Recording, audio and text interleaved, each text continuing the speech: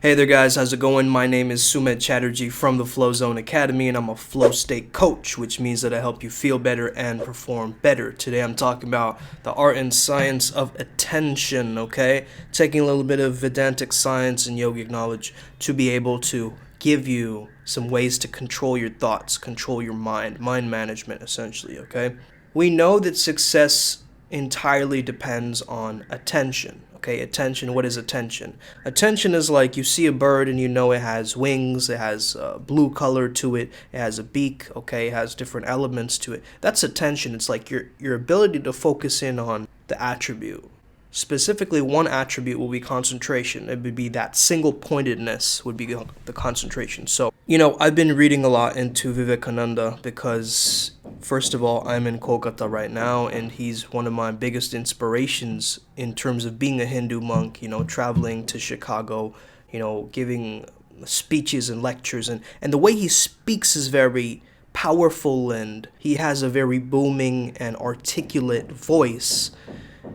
He speaks with such an eloquence and poetry when he speaks that it just resonates with anybody, He's probably highly quotable online because of this reason. And you got to understand, right? This guy, he once went to a library and he used to finish whole books in a day, and they used to ask him, like, how do you do this, And I love his answer. His answer used to be that, I learn the way that a child learns. A child learns when they see the word apple. They learn A first, then P, then L, then E. They don't go immediately for the entire word. They take it one letter at a time.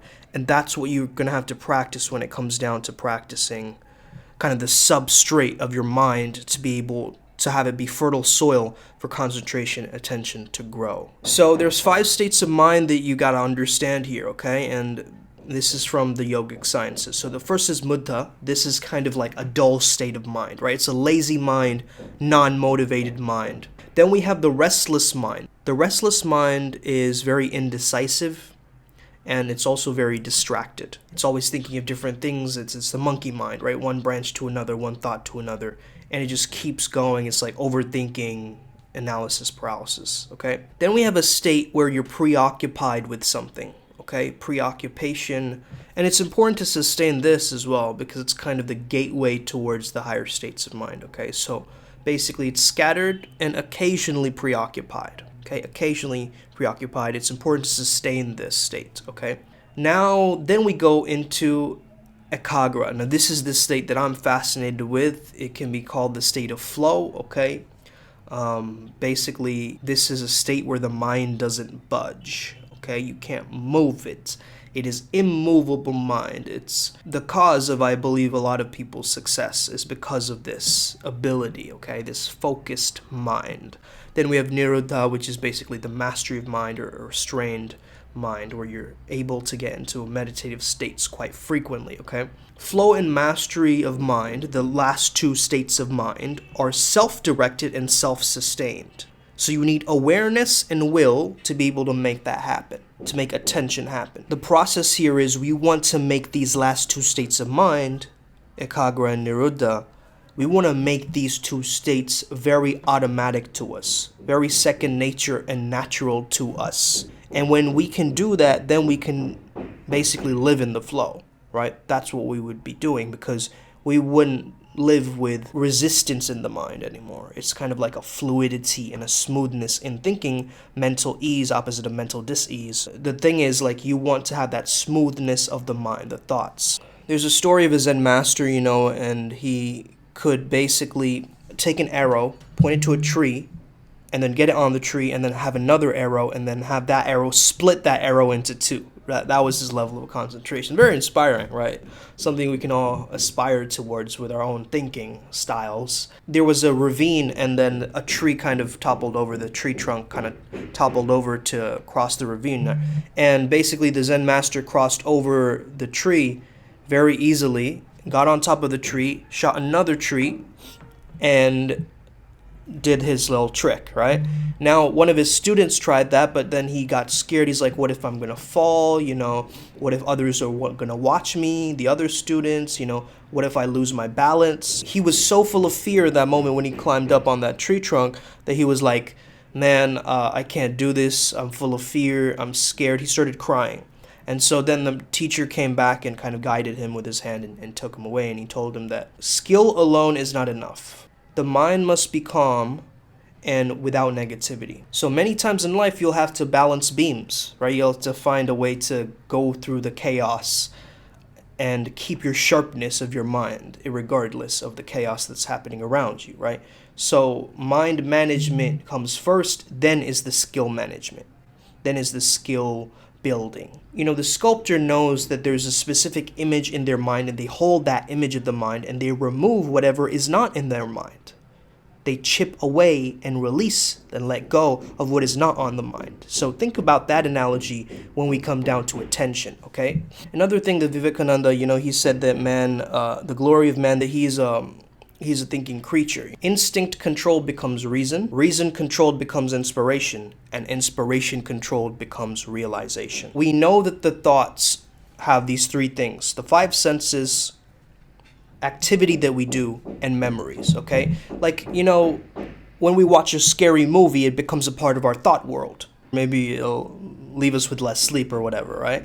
Activity kind of bypasses the conscious mind, and what we think on depends on past imprints, or what they call samskaras, okay? That are in the subconscious mind, which sprout up as memories, little memories of the past. There's two concepts. So vritti is the fluctuation of the mind, so the mind kind of warps around the thoughts. It morphs or it modulates itself around the thoughts that you have. Pratyahas is the thought. If you have an unstable fluctuation of mind and dissimilar thoughts, you have an ordinary mind. If you have a stable fluctuation of mind and dissimilar thoughts, you have a focused mind.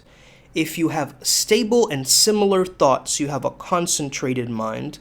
And if you have non-fluctuations of thought rising and falling at the same time, with the same thoughts, then you have a meditative mind. And attention is your own property more than your fluctuation in your thoughts. So we want to make the mind move only when our will wishes it, right? A lot of times our mind just does what it does automatically. It plays learned responses and memories like some kind of a weird movie that we don't want to watch oftentimes. So what do we want to do? Well, we've got to find different ways of controlling the mind. Controlling your thoughts. How do you control your thought? Three things. Controlling your vital energy, your chi, your prana, your life force. Controlling your ideas, and controlling your emotions, okay? The right exposure would be the control of ideas. What are the ideas that are in your environment? What are the ideas that are going on around you, right? What are the ideas that you're consuming? What are the ideas that you're seeing? That's the first one. Second one is the right breathing and posture. This would be yoga in a sense, and the practice of basically controlling your vital energy. Qigong can also have this effect. So any kind of breathwork practice, movement practice would be ideal in controlling your energy. Then we have the control of emotion. Control of emotion. There's a lot of emotional theory in psychology as well, understanding that. Some things like cognitive reframing is also very important. CBT, where they say that your thoughts control your emotions, which control your actions, right? So it happens in a loop. So when you change your thoughts around, it controls your emotions, it changes around your behaviors, and it's this great feedback loop which generates a better state of mind, a better state of being, a better state of living. Then the next one we have is regulated lifestyle and habits. First of all, in that is the noble self-image. The way that you see and perceive yourself is highly important towards your character and your well-being. Then we have your higher impulses counteracting any lower or negative impulses, okay, bad habits. So the good habits overriding the bad habits, making service a habit, okay, helping others, altruism, making that a habit for you, okay, making it second nature to you, that it's a part of your character. Meditation and prayer, which is very fundamental in terms of controlling your thoughts, because again, concentration, it's a practice of concentration in a sense, okay? And then we have deep thinking and learning, okay?